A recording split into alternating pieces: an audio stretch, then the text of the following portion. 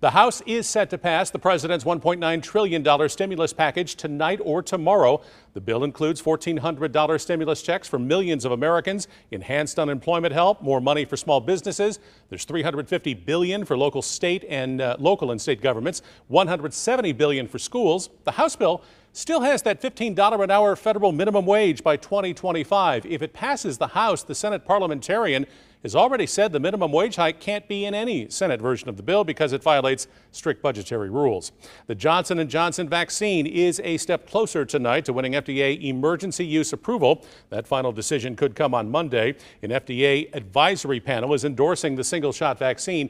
Unlike the Pfizer and Moderna vaccines, the Johnson & Johnson vaccine can be stored in more normal conditions. Research shows the vaccine is about 65% effective in preventing moderate to severe disease.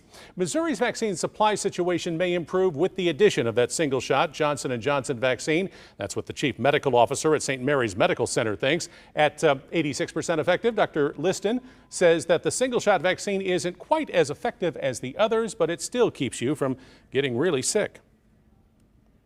Deal is this: it's nearly as good, practically as good as they are at keeping people out of the hospital, keeping people alive, and keeping people from dying. The state of Missouri is considering that single-dose vaccine for people who are homeless and others who will have trouble returning for a second shot.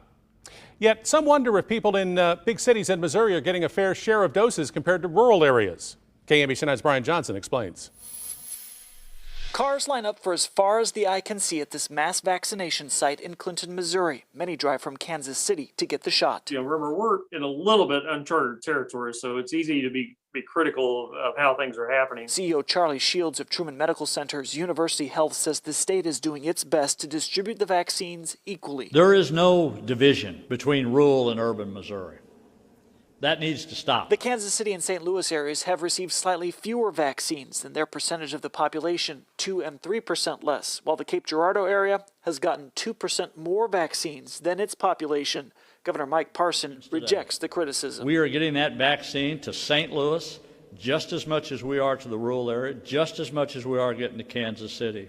And the last thing we need is to be there's some kind of divide between rural Missouri and urban. Shields says as more vaccines become available, people won't question the state's motives. Most of us believe there's going to be a lot more vaccine out there in the short coming weeks, and some of that criticism will be resolved as we get more vaccine, and I think that's going to happen fairly quick. Brian Johnson, KMBC 9 News. Governor Parson says the state plans to use the National Guard in Kansas City and St. Louis for mass vaccination sites, serving as many as 6,000 people a day. That will begin in the next phase when more doses are available.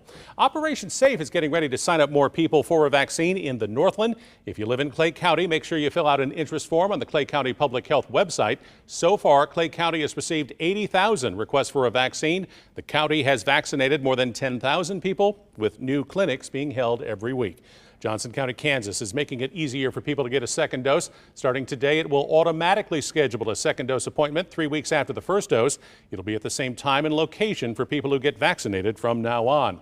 And if you live near a Dillon's grocery store in Kansas, and if you're eligible for a vaccine, you can get one at any of 48 Dillon's pharmacies in Kansas. There are 4 stores in Lawrence, 1 in Leavenworth. There's the list on your screen.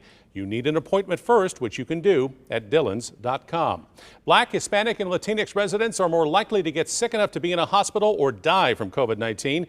In Kansas City, Missouri, billboards and messages from the mayor are aimed at reaching people in hopes they'll get vaccinated. A new partnership with the YMCA and Walmart could help, targeting communities with the lowest life expectancy, seen here in dark gray. And so our goal was to say, how can we get to those zip codes where we see the greatest health disparities between the people who live there and wealthier people in Kansas City? Eligible residents will be contacted by the city's health department for a vaccination at a local YMCA. 288 new cases are being reported now in the 9-county Kansas City area tonight. 52 of those are in Kansas City, Missouri. The 7-day rolling average for hospitalizations is at 96 per day. Kansas health officials have made changes to the state's travel quarantine list. 5 more countries are being added to that list because they have COVID-19 rates 3 times what they are in Kansas. Anyone in Kansas who's been to any of these countries on or after February 26th must quarantine for 7 days with a negative test or 10 days if you don't get a test. The same applies for anyone attending an out-of-state mass gathering of 500 people or more, or those who have been on a cruise.